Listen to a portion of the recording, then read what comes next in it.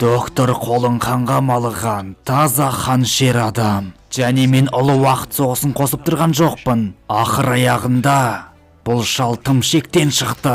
Бұл Транзилор ғаламшарында көптеген жазықсыз жандар менің кесірімнен қаза тапты. Бірақ бұлай болмауы керек. Бұл оқиға тура осылай аяқталады. Біз бұған ештеңе жасай алмаймыз. Менің ақырғы сапарым Транзилор ғаламшары. Қойлыбай Нұрсұлтан Тайырлы ұсынады. Транзилор ғаламшарына деген шабуыл басталды. Ол кім өзі? Үміт. Алапат соғысты жеңуге деген үміт. Ол кімге қарсы соғыс? Саған қарсы. Доктор. Өтінемін, докторға көмектесіңіздерші. Сіз ол жерде қамауда қалдыңыз. Доктор түрін ауыстырайын деп жатыр. Сендерге менің өмірім керек болса, қане? Менің өмірімді алдыңдар. Бұл ғалам қирады. Пандориканың есігі ашылды. Тыныштық орнайды. Менің өлімім кімге керек? Тыныштыққа.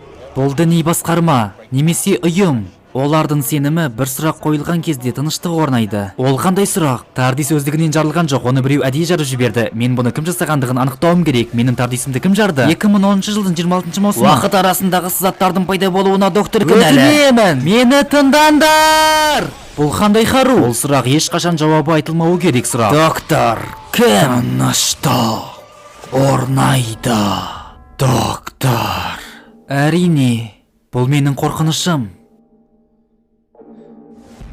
Мен өзімнің доктор болғанымды ешқашан ұмытпаймын. Себебі доктор мен болдым.